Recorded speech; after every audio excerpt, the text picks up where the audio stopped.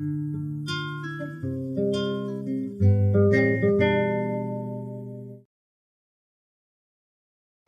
today I'm with Tiffany, and this is the first time we've met, which is quite a first for the sofa, because normally I have an introduction with the people prior to talking on the sofa. So here we are. How you doing? I'm good. Good. Yeah. You met me at the Herb Hut. Everything's good. So we had a little talk anyway. So you know the gist. So I'm going to ask you a question to start us off. Okay. You're scared now, aren't you? I am. How did you know? You must be psychic. Tapping into your abilities. Yeah. So just to say, also just say what you're doing at the moment on your journey before I ask you a question. Because normally I just ask a question, but just say what you're up to. Ooh. Well, there's been quite a few interesting developments lately. So, spirit-led developments. Mm-hmm. I just feel like I'm kind of settling into those roles as they are at the moment, and that's very much around new workshops and courses and events, and MP3s for the meditations, so helping people to be able to connect really with spirit. My main thing has always been tarot. I have a very profound love of basically trying is not the right word, but it's such a misunderstood tool. And it's one of the most, in my eyes, amazingly healing tools. Okay, beautiful. If it's understood correctly. And so that is always something that has travelled with me throughout, and other things maybe like petals, just blossom out from there. That's the core. That's the core. What is it? The core connection. You're connecting with the tarot. Yeah. Yes. And just in your words, just sort of describe the tarot, because for me, for example, or for my limited thing, most people it's just it's a card. You see it in film. What is it? The hangman comes up, or somebody else pops up, and it's like you watch James Bond. Mr. Bond. You're dead. Absolutely. And would you say that's the general gist of it, because of how it is seen in media, film, and whatnot? Yeah. Okay. Well, it goes back a lot more, and so the way that the film are portraying it, it was already portrayed that way. Yeah. Really. Okay. Yeah. And that was not the right. That's not right or wrong, but you know what I mean. That wasn't the way it should have been portrayed, basically, or that what you feel. Yeah, it's the way it has been. So there must be some correctness in the higher order of things. Yeah. But really, it's it gets very confused. It can be seen as a fortune teller's predictive tool. Okay. And it's really, that is one facet. It's like you see a dice, and then you say it's just got the number 1 on it. Yeah. And actually the number 1 doesn't encompass any of the other facets at all. Definitely. Yeah. And it may not even be the one that is the gem in there either. So it's that's always been for me the main passion in a way. Okay. Because I've seen what it can do, because the tarot, the word tarot means book of life. Okay. Beautiful. And so you have 22 major arcana cards, and it starts with the Fool and ends with the World. Yeah. And they are basically pictures of your step in life. Okay. The Fool is the new soul, coming into the world. Yeah. And as in birth? Yes. Yeah. Okay. Yes. Yeah. So you come into the world as the Fool. Perfect. An archetype. Yeah. and it goes through these 22 archetypal steps, okay, to the world, which is evolution, you know, and, you know, the going cosmos background. And going Okay. So really, it's a book of life, and it's the book of the rhythms of life. And you have 56 other cards as well that are similar to your playing deck of cards. Yeah. Yeah. So the main is the 20.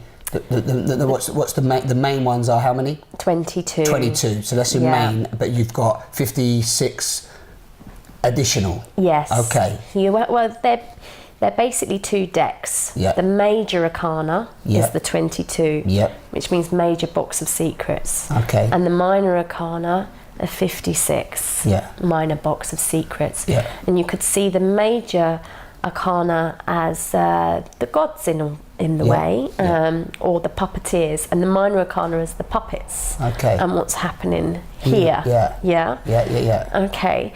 But you see, why the tarot is known as predictive is because most people are repetitive. As in their cycle, their habits, their actions, their cycles, you know, definitely. Exactly. And what's happened with the tarot in the past is that people have wanted to go and see what happens in the future, and the tarot is just a mirror, and it just actually reiterates to them what cycle they're in, what pattern they're in. And so then a fortune teller, speech bubbles for sure, or the ball, feels good in here, the energy's right. Okay, would give a prediction that's just basically the tarot saying, well, this is the energy pattern that person is in. And that's their cycle. That's where they're coming. That from what we've looked at and so on. That's where they're at. Yes. In the step of their evolution. Yeah. Okay. And that's a disempowering way of using the tarot. Okay. It can be. Yeah. Because it keeps people stuck in that pattern. Yeah. When really the tarot is a mirror, you know. So if it can do that, it can mirror people back to their pattern, so they can see it and learn, from awareness. So it can give awareness. Beautiful. Exactly. Okay. Exactly. Rather than coming out there and going, I know I'm in this place, I'm stuck, it's crap, you know, I'm in a bad relationship, I'm here, I'm not confronting my fears, but I haven't got anything from it. Yes. Yeah. Yes. And hence why a lot of the times, not just in that, but in other psychic things, is people come out and they want, they don't get given, do they? Like you're saying, the mirror. Yes. So they don't actually necessarily evolve. If anything, they're waiting then for the same cycle to continue. Exactly. That's quite amazing. Yeah. So that's my passion. So that's your passion. Yeah. And then, so how are you? So you're now showing the mirror. You're saying to Yeah. So give me a description. So what would you do? You would now say you're taking it to that maybe higher level, or no levels, but you're taking it to the point where you're saying, okay, you're in this cycle. Yes. And can you see it? Yes. Yeah? Yes. Yeah. Okay, and how's that going for you? Really well, because basically, I work at Mysteries, which is very well known for psychic readings. And when I first joined there, I remember some of the readers saying, you've said that you don't predict on your profile. And they've said, that's really, really brave. And they wondered how long I would last if anybody would come to see me. You're not a very good tarot reader. You're not predicting anything. I think you've got something wrong there, yeah? Okay. So you're just sitting there going, I can tell you nothing, but I'm a tarot reader. Okay, yeah. It's a bit like what we were saying earlier about transparency. Yeah, exactly, but they're not ready for it. It's like, hold up, I want to give you £20, I want you to tell me some stuff. They don't they? Because they want the answers. Yeah. So go on. Yeah. So how long ago was this first? When people were thinking? When I first joined Mysteries, that was 3 years ago. Okay. Now, so you've lasted 3 years. There. Yeah. Just nobody comes. You're just still there, paying your own way. They're like, she's turned up again. Yeah, it's all right. I'm just going to sit in the corner. Leave me to it. Okay. And I'm assuming the response is good. Yeah, the response is good. You know, Sometimes people come, and just beforehand I'll just say a little bit about how I'll read, and they'll say, well, no, I want prediction, and I'll just say, okay, if you want that, you'll be better off with such and such or such and such. Oh, perfect. You know, yeah. It's transparency again. You're just saying that that's not the way that I conduct the healing session, but you're more than welcome to see, you know, who's right for you. Who's right for you, find out the person right for you. Absolutely. Because each person is seeking what they know they need at that time as well, aren't they? Yes. You know, because if you, even though you might give the truth, as it were, or maybe even a deeper truth, that person may not even be ready for that. Exactly. Yeah. So you've got to respect where they're coming from with it. It's their reading, you know, and they know what they want, you know, but that happens very rarely, and almost just as rarely I get the other side of the spectrum where people say, I came to you because of what you say on your profile. So that happens as well, but generally what would happen in a reading is I just start reading. I don't want to know anything about the person at all first, and sometimes people want to tell you, but I'll say, please don't tell me, because it may well come up in your general anyway, and if it does, it will have so much more power for you than if you told me. You know, of course. And 99.9% of the time it is exactly what they've come about. So there's the pattern straight away there, and so then we look at are they happy with that pattern, what their choices are about it, and look at certain outcomes if they went certain ways with certain actions and the best way forward and things along those lines. So it's very much about giving them the responsibility, their own empowerment, and their own creation, and allowing them to take back their self, their power, their, you know, responsibility. Absolutely. You know, giving them the vision and the wisdom that they can see, like you said, not only see where they're at, but make necessary changes, right? To go deeper within. Absolutely. And understand, because when understanding's there, the pain lessens. Of course. So you're doing exactly, you know, we're doing very similar things in very different ways, but you're just allowing people to access their true self. And would you say, would you agree that the true self is fundamentally the unconditional love, total acceptance, the letting go, and so on? So, you know, it's another way to guide people to their own empowerment.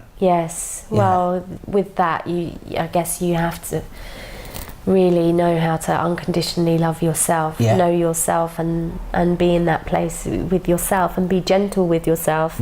Otherwise, how can you with the rest of the world? Totally. So does somebody come once and that's enough to see you, or would they come 2, 3, 4 times, or once a month? Well, some people come once, some people are repetitive, some people come once a year, some people come once every 6 months, some people come once a week, and some people once a day, but I have had to say because I don't feel point, it's good for you, blah, blah. At that point, they're relying on you to give the thing. So, for example, when they leave you, they're like, you know, Tiffany, I've seen Tiffany again, I feel good, I can tackle the day.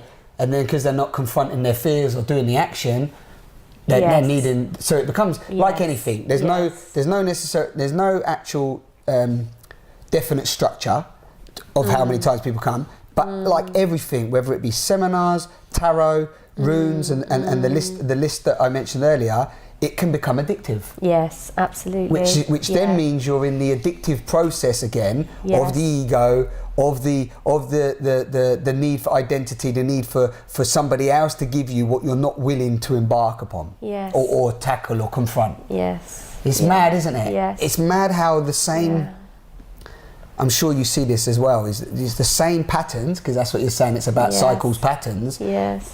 Transmute themselves. The ego transmutes itself into whatever it's actually embarked on to try and escape from. Yes, absolutely. That fascinates me. You know, because I see that in my own cycles in as I've progressed and evolved, and I see it in so many people, don't we? We shift. we keep the same cycle because the cycle of pain gives us identity, but then we shift it into a new thing. Like, oh, I've got the blue jumper on today, so I'm okay. you know? Yeah. And tomorrow I've got the yellow one, so I've definitely changed. Well, no, you've put a different colour jumper on. Do you see what I mean? Yeah. You put a different colour jumper on, definitely, but you haven't actually changed, have you? In fact, you put it on the same way as well. One sleeve over the neck, you know? Yeah, absolutely. Yeah. Okay, yeah. that's really that's really powerful. So, and on your website, as I mentioned, you put that beautiful poem, which is about, and we mentioned it earlier, about allowing people not to interfere with their journey, but also allowing them to embark on their own journey. Because we're all on our own journey, as you know, as everybody knows. Yes. Do you find that difficult? Because you're reading the cards, the tarot cards, and you're understanding their cycle, you're sharing with them their cycle, and they're coming back to you, and they're in the same cycle. Is it just a case of acceptance and letting go, or do you say? Yes, very much so, because you know, our ego, you know, can really get in the way. Of course. You know, in so many ways, and one of them is you know, is a form of attachment, isn't it? You know, so although there is responsibility, that, you know, you have to have the ability to respond appropriately to that person, of course. like not foster dependency. You know, you're there for empowerment and everything along those lines.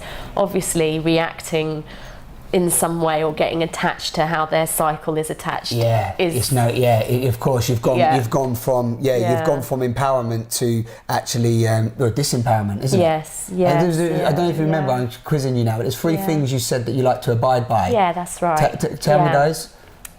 Positivity, not negativity. Empowerment, not dependency. That's it. Empowerment, not dependency. That was the one.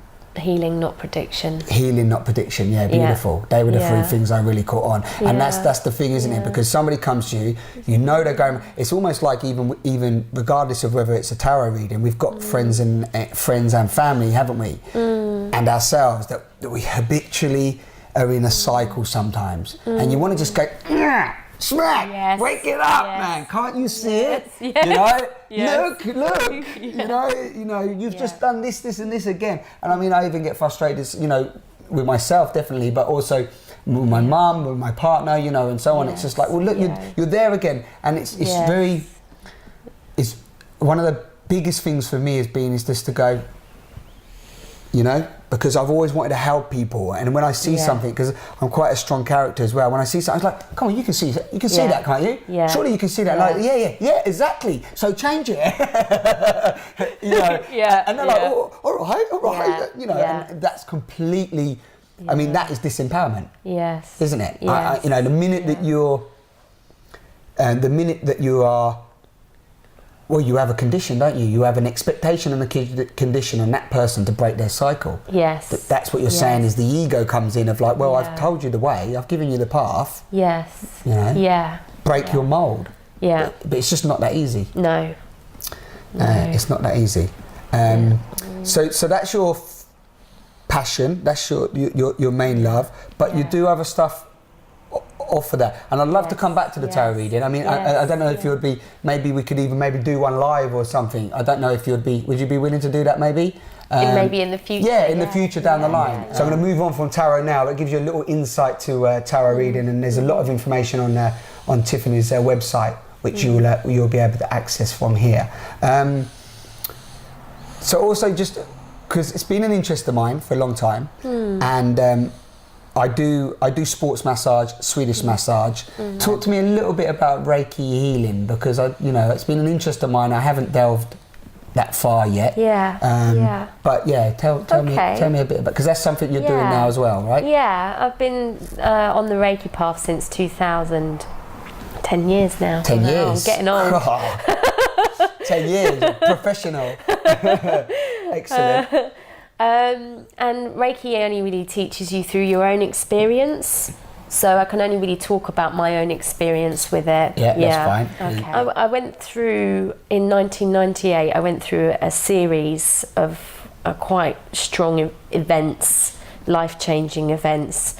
And by the year 2000, it had all kind of accumulated in my body, all of those emotions. Yeah, tensions. Yeah, absolutely. And I came down with irritable bowel syndrome. Yeah. So badly that I was housebound. Yeah. I couldn't leave the house 4 months. I was housebound. And my work were saying they weren't going to pay me any more sick pay. And nice of them. Yeah. Yeah. Yeah. So work always supports you, you know, it's just great. Work your whole life, have a problem, we're not paying you. Okay, yeah, lovely. Yeah. So you soon left them. Well, yeah, but I didn't feel like I could at that time. No, of course. But Reiki enabled that. Yeah. So I felt very stuck at that time. And I was spending £80 a month on prescriptions and getting worse. That's a lot of prescriptions. Yeah. Yeah. I don't know what you was on, but that's a lot of Yeah, it was a lot. Yeah. And the side effects of those prescriptions were the problems messing my system and the problems more. that you potentially had. Yeah, absolutely. Definitely. My mum's had irritable bowel. My brother's had they haven't diagnosed it, but potentially Crohn's. Right. Which he's dealt with himself now. He did have an operation, but he's dealt with himself through natural foods, and he's exploring that area still now. Yeah. But the thing is that everything they wanted to put him on, they said that he'd have to be on drugs, and he hasn't taken any drugs. You know, so it's funny, isn't it? But sorry to stop your flow, but it's good to have the flow. Yeah. With all of that. So I think things like Crohn's and IBS really respond a lot better to holistic treatments. I'm not sure I'm allowed to say that legally. Holistic treatments. I've said it twice. Holistic treatments. Holistic treatments. That's my new swear word. I just walk down the road and go, "Hey, holistic treatment." So sort your life out. But no, you can say it on Simon on the Sofa. Okay. It's a disclaimer. It's a disclaimer. And if I'm in jail next week because I'm a holistic treater, then that's fine. Just write me a card. Okay, I'll feel very responsible. So you went down that path. Well, what happened was I'd been brought up in spiritual healing, so that wasn't alien to me in any way. But my partner at the time told me about Reiki, and I hadn't come across Reiki, and he'd said, "Why don't we go and get attuned?" At that time it was only £40 to do your Reiki 1, where I was anyway, which was half of what I was spending a month anyway. On the prescriptions, exactly. Absolutely. And but I was like, I don't get it, how you just pay someone 40 quid and a couple of hours later just be attuned to this healing energy you can heal yourself with for the rest of your life. Surely, like, you're supposed to train for years and have the gift, you know. Of course. And that was my feeling. 2 hours later, that feeling had completely changed. So you went there big skeptical, a lot of skepticism, and 2 hours after a session. It was an attunement process. It was probably a bit more than 2 hours. It was maybe 4 or 5 hours, but it was a Reiki 1 course. And just explain an attunement process. Okay. Yeah?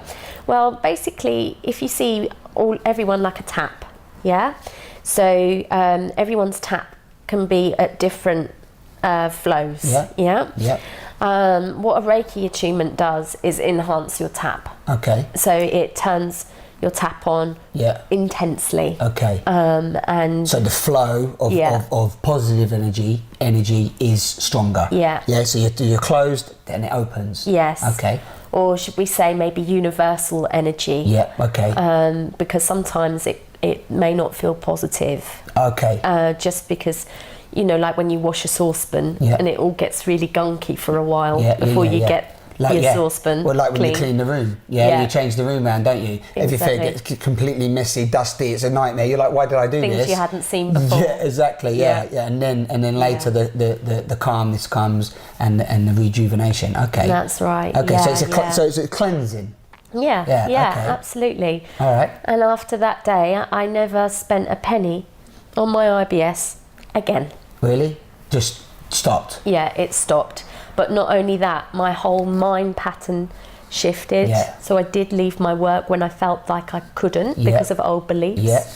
Amazing. Yeah. So your whole life changed, and not only did you cleanse the body, the mind expanded, the mind opened, allowed in universal energy, higher energy, whatever label people would like to put it on, and then it empowered you to claim back your good feeling, your and for the body to obviously function the way it's supposed to. Yes. Yeah. That's pretty damn spectacular. Yes. Well done to you. Yeah. Well done to Reiki. Well done to Reiki, I'm sure. But again, I'm always a pat on the back to the individual for going through the fear, because the fear is, what if I don't take the prescription drugs? I'm not going to get better. What Reiki healing? That all sounds a bit airy fairy. I'm not into that. And those egoic thought patterns block anything, don't they? Yes.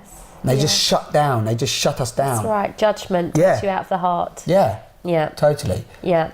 So you did so when you left there for your £40, what did you come away with? Obviously healing, amazing, but that's your level 1. Yeah, and it was basically a structure on healing. So you came away with the ability to give yourself healing whenever you wanted for the rest of your life, really. Beautiful. Yeah. And that's self-healing that you give, and is that in the form of, what is that? Hands-on. Hands-on? Yeah, channeling energy through the crown, yep. Just allowing it to go wherever it goes, really. Reiki goes to wherever it goes, wherever it's needed. So even if your hand's here and it's needed there, it will generate that energy there. Yeah. The body will connect and take the energy where it needs. Exactly. Okay, that's amazing. Yeah. Yeah. Okay.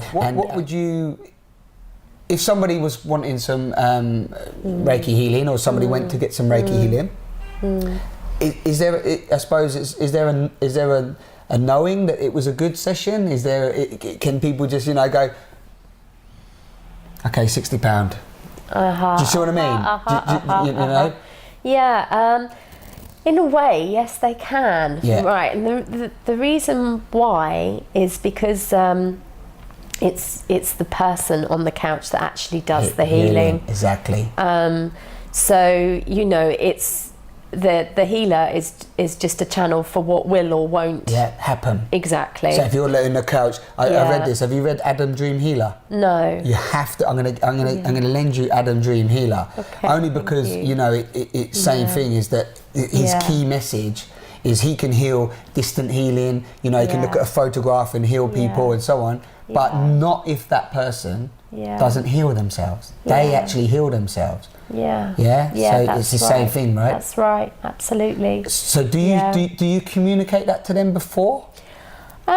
If they haven't had a Reiki treatment before, I will say that it's them that does the healing or not, and that they don't have to lie there trying. They just okay. It's like breathing. I'm going to try and breathe now. Exactly. So would you say it's more of just being open? They just have to be open to the healing? In a way, but even trying to be open can be a block. Yeah, so... Because you've engaged the mind to say, she's told me I've got to be open. What does open mean? I'm going to lay here. Should I take my trousers off? I'm open. I'm being healed. It's true, isn't it? Yeah, absolutely. Because it's almost, the knowing, isn't it? It's the everyone has the ability, as you've said, everybody has the ability to be psychic. Everybody has the ability to heal themselves. Everybody that has done anything, the human mind, body, brain, everything is so amazing. Whatever anybody's done, each person can do. Regardless. Yes, absolutely. And then probably then some on top of all of that. Yes. Because like we're evolving, so anything that we're all doing now, whether it be psychic ability, telepathy, it's it's transcendent, isn't it? Yes, which is quite, which always excites me. So are you practicing Reiki regular now? Yeah. I'm doing that regularly too, which is an honour. Yeah. It really is, really beautiful. And that it's healed you. And is it always, because with me, with my massage, I have a couch, and is it always on a couch? Yeah, it's always on a couch. Fully clothed? Yeah, fully clothed. Yeah. And it can even be off the body, so it can be good for people with cancer. Although I've never had a cancer patient, funnily enough. That's interesting. You know, because you probably know massage you can't do it with people with cancer. Well, you can't do it with some people with diabetes, cancer, osteoporosis. A lot of the things, because as you know, you're stimulating the blood, and also you're stimulating the heart rate, which is not always good. And depending on arthritis, it's nice to massage arthritis. I used to massage my nan's arthritis. It's nice for the person with it, but massage is not always, you have to get checked first. So if I would like to embark on a Reiki path, if you was giving me some guidance or advice, what would you just say? Just go and find one? Is there a specific one I look for? Or? I'd say to ask Spirit for the communication to come through. And take your time with that, because they don't always answer straight away. Don't look too hard. Allow it to come to you. And when you have got that coming in your flow, just ask some questions. Quite a lot of students just don't ask questions anymore. They just take it very blindly, and basically Reiki, if somebody's been on the Reiki path for some time, then they are going to be really open about their journey, and in a kind of humble type of way, and so they wouldn't be threatened by you asking questions. And I think a good rule of practice sorry, excuse me. That's okay. We know you have a cold today. Tiffany has a cold because her landlord's not sorting out the damp in her flat, and he said you can move out, so we're going to go down later with the heavies. We'll see who's moving out. But Spirit will guide us. We are guided. Yes, just to give him some unconditional pain. No, I'm joking. Of course I'm joking. Okay, yeah. So what I was saying some good guidelines is, this is going back to the fast thing again. Some good guidelines, although there's going to be people that disagree with me on this, but this is my truth, is that there should be at least 2 years between your Reiki teacher's Reiki 1 degree, Reiki first degree, and their master's degree. In order to give that gap of experience, which is what you're talking about, and the expression, the feeling, and understanding. Exactly. So would you say that if somebody's embarking on it, you can genuinely ask that? Yes. You can just say, how, when did you do your first and your masters, and what lineage are you from? And maybe they say that sometimes anyway. Would they say that maybe on their website or not? Not really. Yeah, there is some do. Some are that open. Yeah, that transparent. And you should ask maybe about their lineage, because you can research that and see the philosophy around it, because Reiki, it branched off when it got brought over to the West.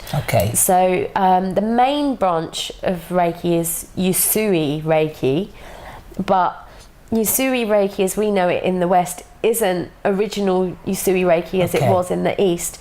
Really what people are practicing is more Western Usui. Usui. Absolutely. Yeah, I understand. So they sort of like with some of the yogas and so on, they're just manipulating it to fit into this lifestyle. And what lineage is that then? So if you're looking at the original, what time is that? Is that like a long time ago, or? Well, in the 1920s, Reiki started to come over to the West. It was a case where it maybe needed to be westernized to come over here in the first place.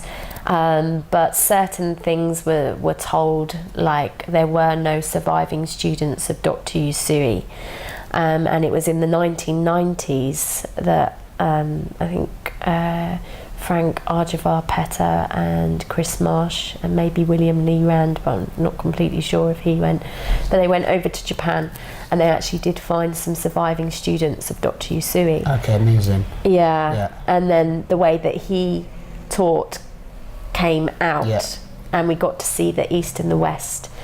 And the difference. Yeah, absolutely. And so, was it a big noticeable difference? Was it the way that you conduct yourself, the way you're using the hands, or communication? I think it's the philosophy and the attunements. Okay. So in the East, it was very much an open-ended spiritual practice, a bit like Aikido or a martial art philosophy. Of there was no end. You know, you dedicated it for your life, for your spiritual practice. I don't even think it had a name, you know. So it was an open practice as such.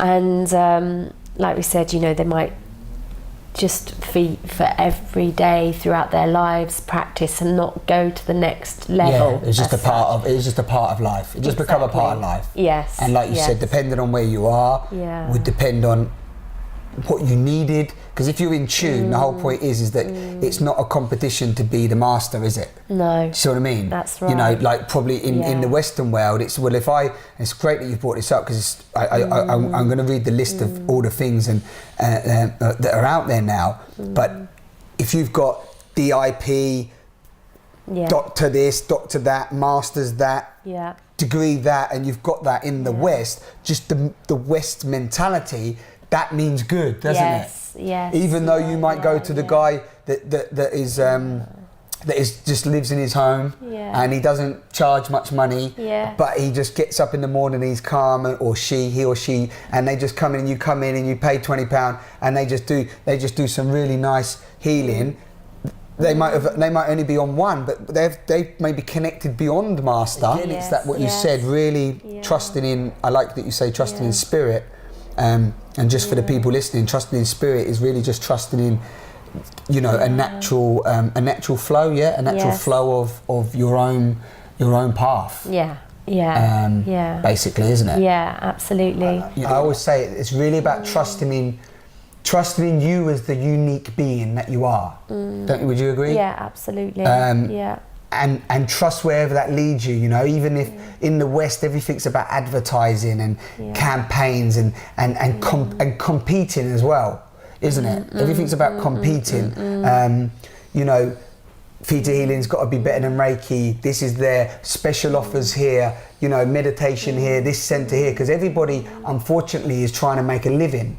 And when you're trying to make a living, you're trying to sell something. And when you're trying to sell something, you want to be better than the other person because you need to survive. And what I find sometimes that happens is that you do lose the connection to, like you're saying, the journey that process might be taking you on. The clarity of it. And really connecting, not connecting to it because you need another, you know, another title or label to get you more work, but actually connecting with it because, oh, this is actually really working. You can meditate talking to somebody, you know, reading, not reading, looking at the sky, you know. You can meditate for 10, you know, 1 minute, 10 minutes, 1 hour. You see what I mean? It's about the way you do things. It's the way you do things. It's about being in that meditative state throughout, isn't it? Would you agree with that? 100%. Yeah. You know, it's beautiful coming around to something. I wrote something today with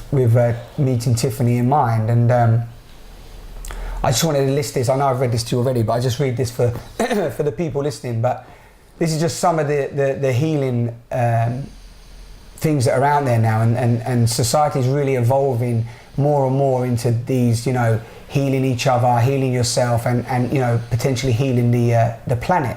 But you have psychic abilities, hypnotherapy, channeling, acupuncture, psychic readings, tarot readings, runes. Would you say psychic readings and tarot readings are the same? Or yes. They are. Yeah. So it's more, you say tarot reading, don't you? Well, you know, some people say psychic don't readings. Always use the tarot.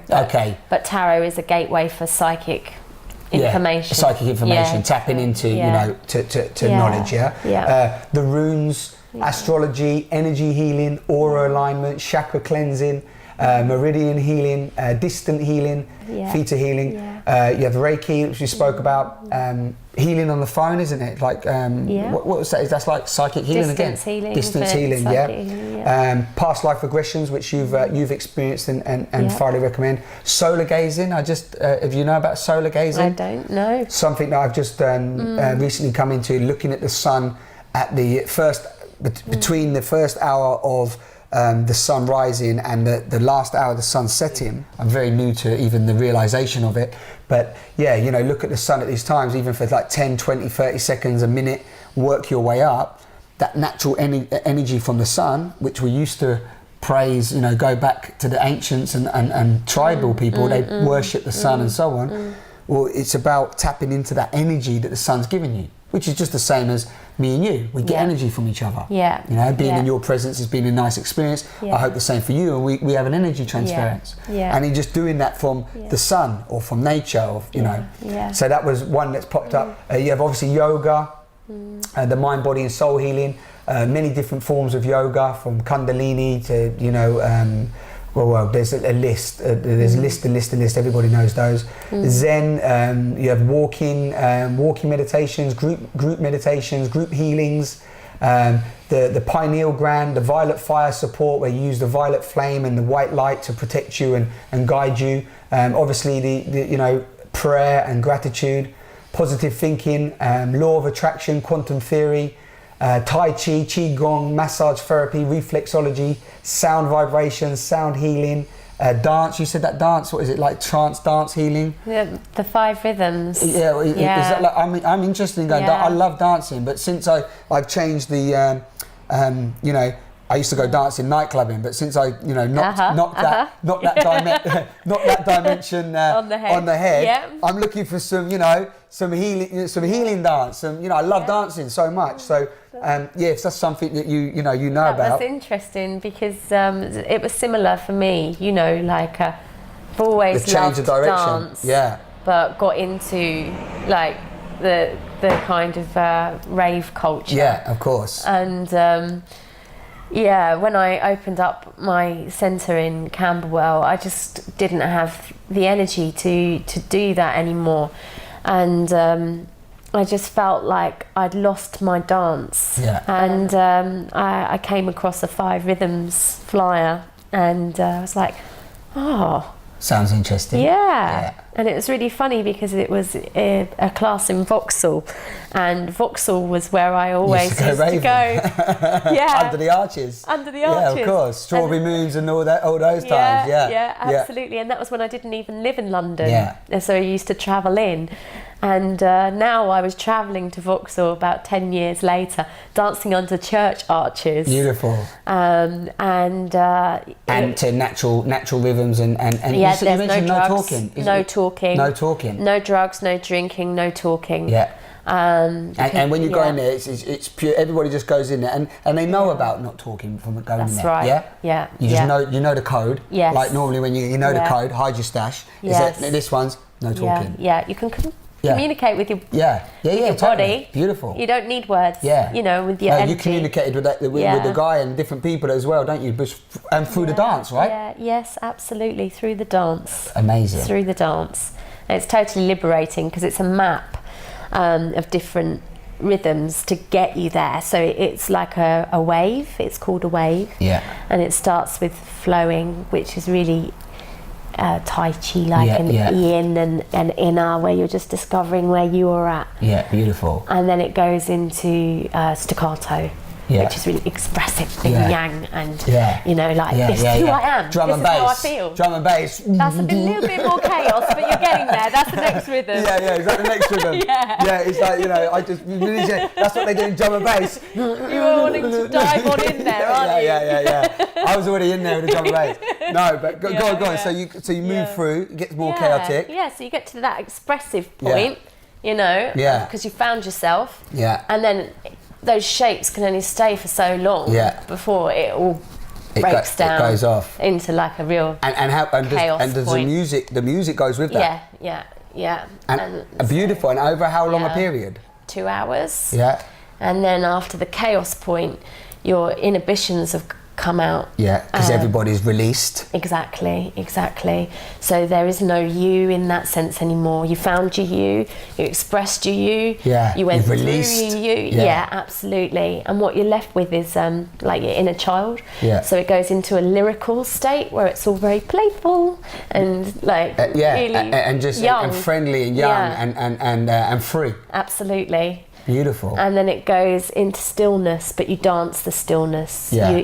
The other kind of rule is that you keep moving, even if it's just like yeah. So you're movement. not standing in the corner just looking, sat round like at the school party. Yeah. You're involved. Yeah, absolutely.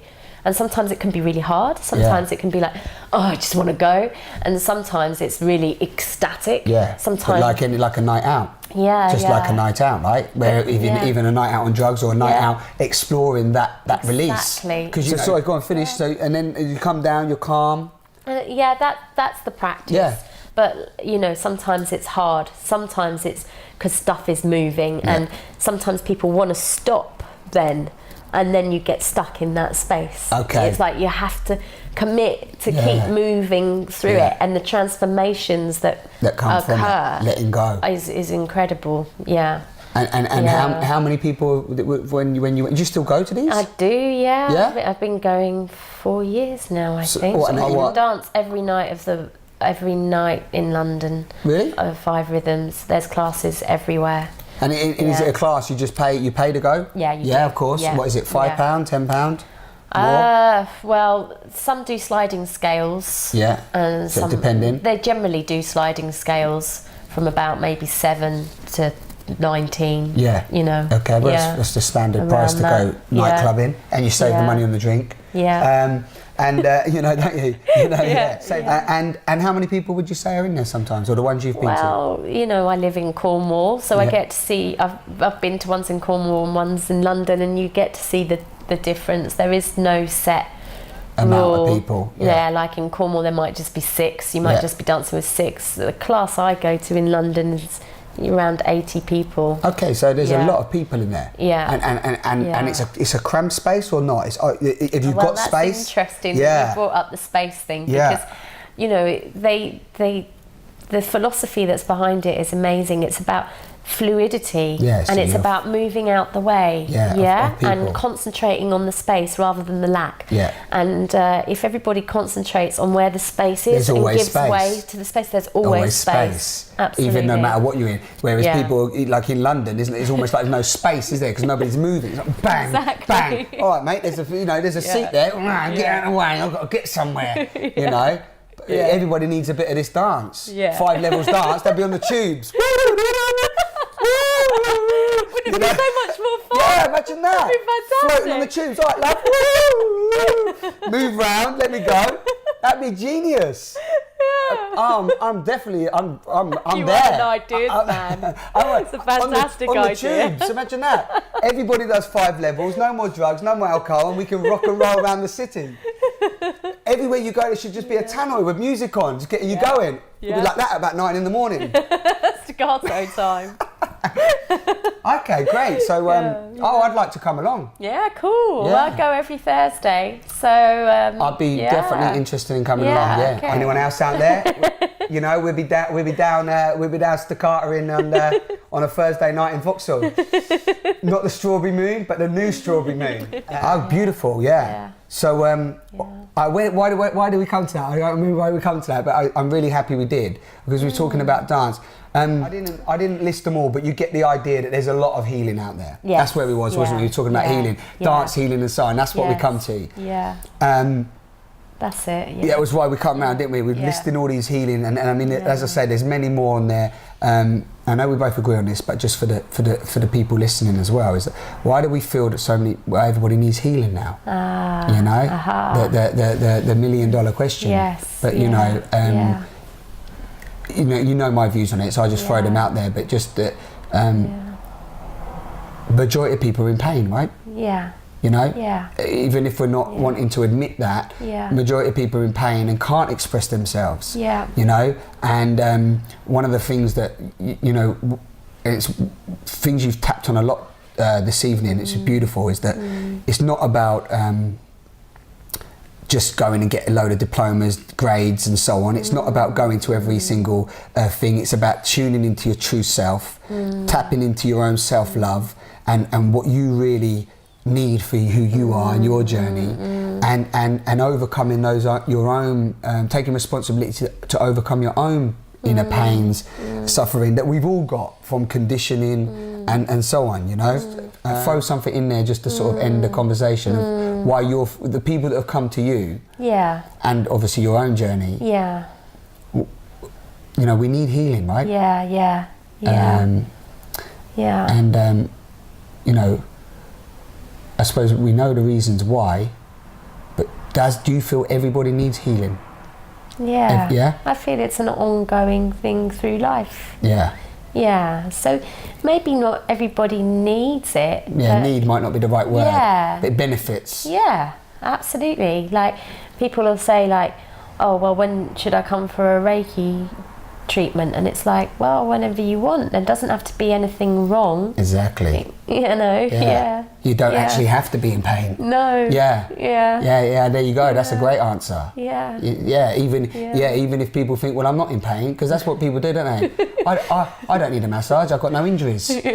Well, actually, a massage is beautiful regardless. Absolutely. And it stimulates your own health energy flow, doesn't it? So it's proactive, as well as being a piece of self-love. And of course. Healing and definitely. You know, which radiates out into the world positive vibes. You know. Exactly. So it's so it's just enhancing definitely self-love, definitely unconditional love, definitely pampering. You know? You want to pamper yourself at the weekend with alcohol. That's not, no, but it's not pampering. It's not, is it? I was doing it for years. I'm going to really have a good weekend this weekend. I'm going to poison my body. It's wrong, isn't it? And I don't like using right and wrong. I know, you know, you'll understand that. It's not that I'm saying wrong, because everyone, what's he saying? I'm wrong because I have a drink at the weekend. Everybody's not supposed to drink. It's not about that. It's about, look, have a drink, no problem. But you're putting a poison in your body, which is creating an energy in your body, which is creating an energy that you put out. Spend the 40 quid on a Reiki healing session. Spend the 40 quid on a massage. On a hypnotherapy session. Explore it, not because you're mentally insane, although we all are. Aren't we? We're all mentally insane. The sooner people wake up and go, I'm mentally insane, you know? I don't need to go into a straitjacket or take drugs, but looking at the reality that we live in and looking at the way we're functioning, we're all a bit mentally insane. So a bit of healing is well worth it. I think that's really nice, and I think we're sort of almost end on that. You don't need to, even if you don't need to be in pain. What did you say? Don't need to be in pain. That's right. To have healing. That's right. Beautiful. Anything you'd like to throw in there? No, that covered a lot. Feels good, right, doesn't it? It really does. It feels really nice. I think we covered a broad spectrum there. So thank you for joining me on the sofa. Thank you for inviting me. It's been a pleasure to meet you. And, likewise. And it looks like we're going to be doing some jabbing down in Vauxhall Vauxhall soon. And thank you to you for listening. And we'll see you again and keep you updated. And I hope you can take something from our conversation. Indeed. Take care.